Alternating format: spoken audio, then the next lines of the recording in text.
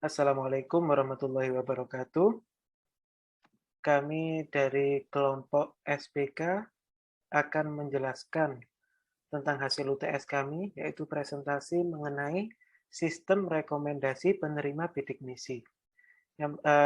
Sebelum memulai masuk pada materi, perkenalan terlebih dahulu, nama saya Alwi Abdullah. Nama saya Revilis Alfiani. Oke, berikut akan masuk ke materi, yaitu program bidik misi akan dijelaskan oleh teman saya, Revi. Jadi, program bidik misi ini adalah bantuan biaya. Untuk pengertiannya adalah bantuan biaya yang diberikan kepada mahasiswa tidak mampu secara ekonomi dan memiliki potensi akademik yang baik untuk menempuh pendidikan di perguruan tinggi sampai lulus tepat waktu. Untuk di Polinema sendiri, beasiswa bidik misi setiap tahunnya akan diberikan kepada mahasiswa yang kurang mampu. Penerima beasiswa bidik misi ditentukan berdasarkan kriteria tertentu. Nah, untuk kuota penerima bidik misi pada Polinema ini terbatas, kurang lebih sekitar 600 kuota setiap tahunnya.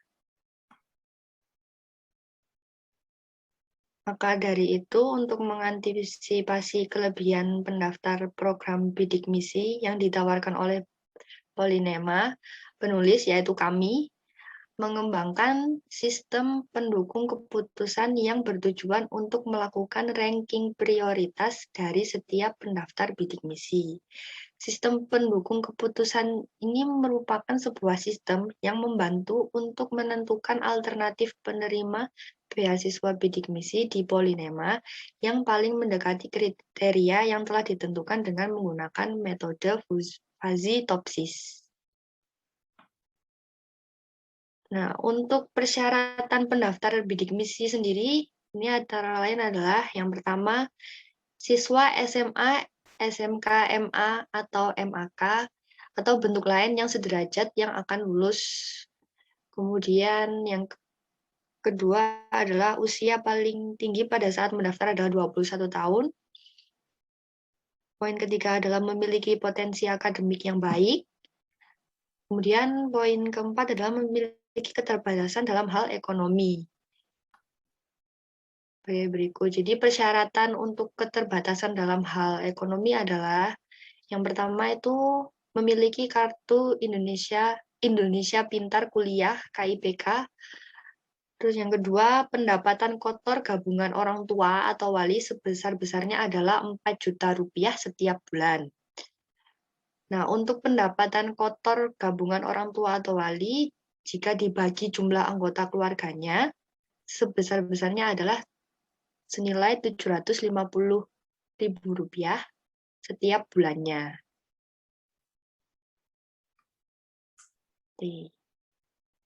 Oke, kemudian di sini saya akan menjelaskan tentang mockup dari sistem yang akan kami buat. Jadi di sini untuk mockup yang kami buat itu pada halaman admin. Jadi di sini pada menu nanti terdapat data admin, pendaftar, kriteria, nilai, dan pertanyaan. Jadi nanti pada dashboard akan menampilkan list pendaftar bidik misi. Jadi akan diurutkan dari berdasarkan tanggal. Terus nanti pada data admin akan terdapat list dari admin yang dapat mengakses atau mengolah data dari pendaftar bidik misi. Terus dari pendaftar dapat melihat berapa jumlah pendaftar bidik misi. Kemudian dari kriteria, pada halaman kriteria dapat dilihat berapa kriteria yang diperlukan untuk mahasiswa agar dapat mendaftarkan bidik misi. Kemudian untuk nilai, yaitu hasil dari perankingan berdasarkan alternatif menggunakan metode Fuzzy-Topsis. Kemudian untuk pertanyaan itu adalah list dari pertanyaan mahasiswa yang ditanyakan pada halaman utama atau halaman main dari sistem ini. Kemudian saya akan menjelaskan tentang rancangan database. Untuk rancangan database yang pertama terdapat tabel admin, di mana untuk tabel admin terdapat ID admin dengan tipe fill-in, kemudian username dengan tipe varchar, kemudian email sama juga varchar, dan password varchar, dan nama admin dengan tip fieldnya varchar.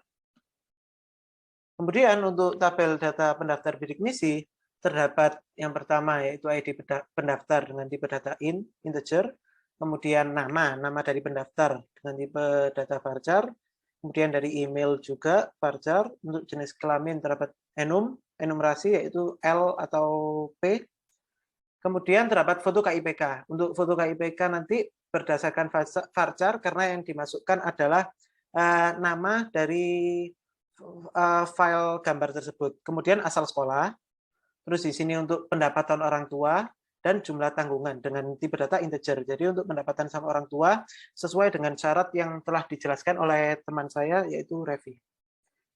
Oke, kemudian di sini kami akan menjelaskan tentang proposal penawaran kami yang akan dijelaskan oleh Revi.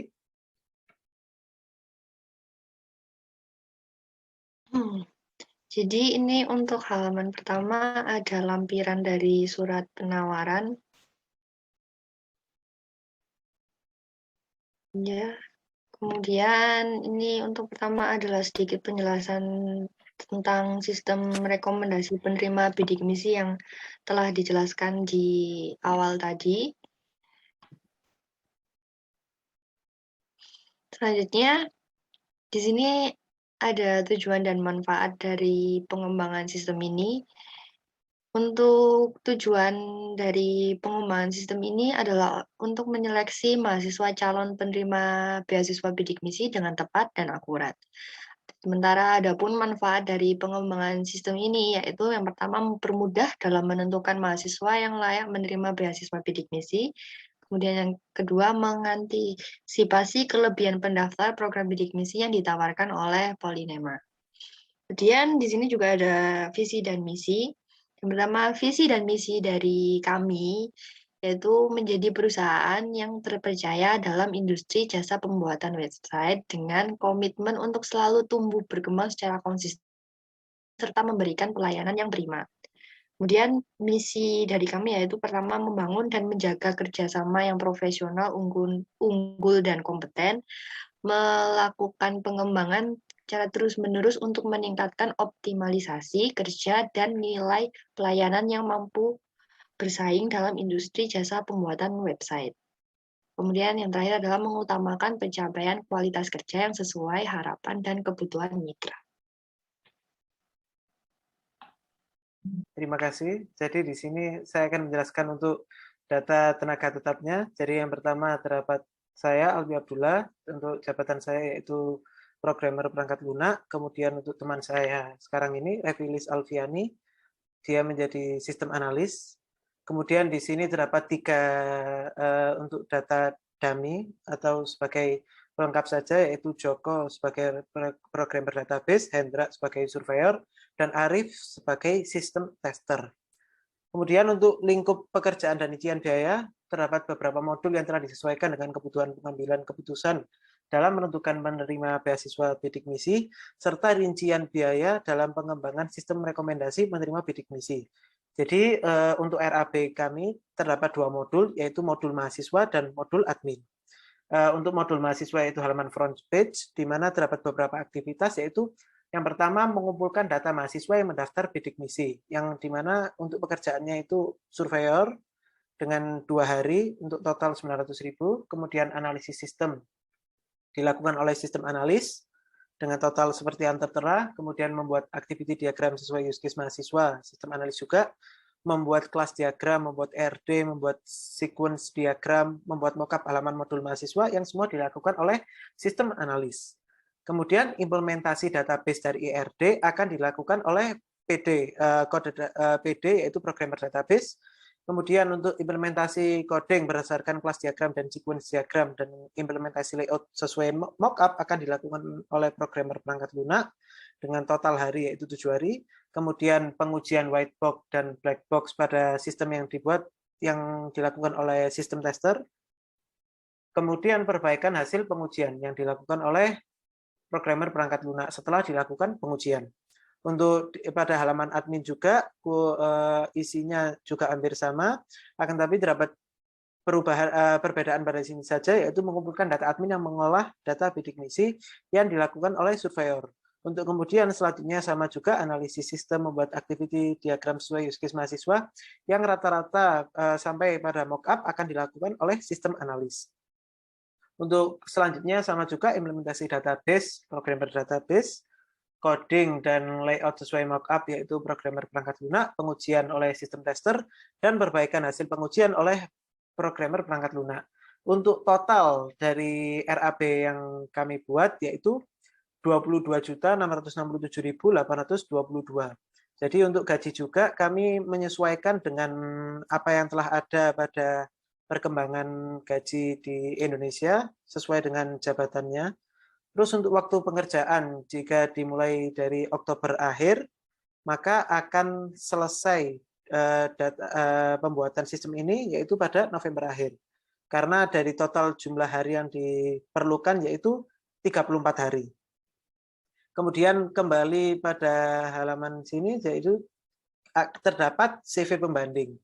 Untuk CV pembanding dari kelompok SPK yaitu terdapat dua, yaitu kelompok game dengan CV bernama AM Games, yang mana kelompok di sini akan membuat sebuah permainan dengan berjudul Endless Runner, di mana game ini khusus untuk PC, dan game ini terdapat fitur kecepatan akan bertambah setiap saatnya dan terdapat item-item yang digunakan untuk membantu karakter tersebut mencapai suatu kondisi.